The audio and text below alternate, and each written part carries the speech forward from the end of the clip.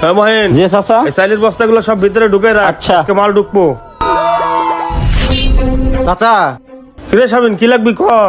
চাচা গার্মেন্টসে আন্দোলন চলতেছে, এজন্য মহাজনে গাড়ি বাইর করতেছে না, তার জন্য করে টিপেও যাইতে পারতেছি না। তুমি তো জানোই আমি দিন আনি দিন খাই, ঘরে বাপটা অসুস্থ, পরিবার সবাই না খায় আছে। তুমি আমরা 2 কেজি চাউল দাও, 1 কেজি ডাউল দাও আর 1 কেজি তেল দাও। রোডে গাড়ি চললে আমি এসে টাকা দিয়ে যাবো না। শামিন, তুই তো জানিস দেশের অবস্থা ভালো না। শোন, আমি আর বাকি টাকা দিতে পারবো না, তুই অন্য দোকান যাই দেখ যা। দোকানটা খুললেই খালি বাকি আর বাকি। চাচা এটা তুমি কেমন ব্যবহার করতেছো? আমি তোমার আপন বড় ভাইয়ের ছেলে, তোমার এই 400-500 টাকা মেরে খামু? দেখ শামিন, এই টাকা পয়সার কাছে কোনো আত্মীয়তা নাই। এই জায়গায় নগদটা আছে সদাই আনছি তোরে বাকি দেওয়ার জন্য। হেই যা, অন্য দোকানে যা, যা এনে সিলে উড়িস না, যা সর। আমি চাচা কেমন আছো? আরে বাবাজি, ভালো আছো নি? হ্যাঁ ভালো আছি। তা আসলাম কেমন আছে? আব্বাই ভালো আছে। একটা কাজ করো। কি লাগবে বাদান? এই কেটা এই স্বাস্থ্য ভাই তুমি নাকি এই অবেলায় গাড়ির ডিউটিতে যাও নাই? ওহো, তুমি তো খেলবাড়ি ছাড়া কিচ্ছুই শিখো নাই। গন্ডমূর্খ অশিক্ষিত কোথাকার। এই আমার দেহ 50,000 টাকা বেতনে চাকরি করি, তোমাকে এটি করে লাভ নাই, তোমরা এটি বুঝবা না।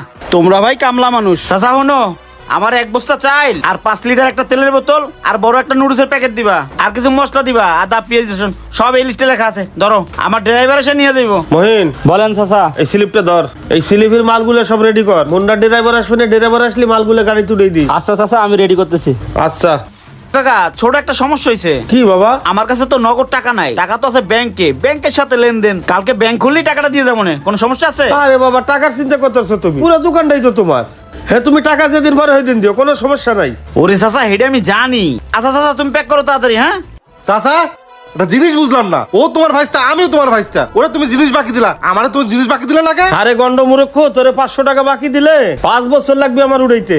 আর মুন্নারে দেখ, ঢাকা শহরে বড় অফিসে চাকরি করে, 50,000 টাকা বেতন পায়, গাড়িতে চলাফেরা করে। আর তোর তো একটা রিক্সা কেনারও যোগ্যতা নাই, আর তোরে আমি বাকি দিব?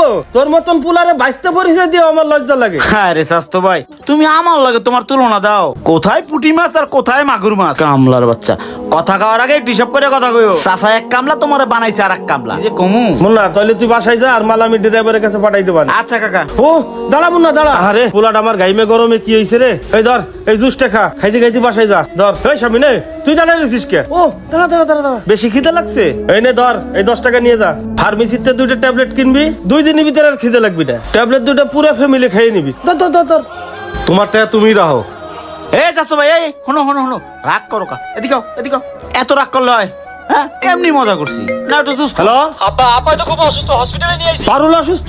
ডেলিভারি ব্যথা উঠছে। বাচ্চা হবো? ডাক্তারে কইছে জরুরি ও পজিটিভ রক্ত লাগবে। ও পজিটিভ রক্ত তো এই আশেপাশে কারোই নাই। ও দাঁড়া দাঁড়া, আমার যে তুই বাইসতেছে না স্বামীনার মনে, ওকে 2 জনের তো একই গ্রুপের রক্ত, ওরা তো আমার সামনেই আছে। কেমন না?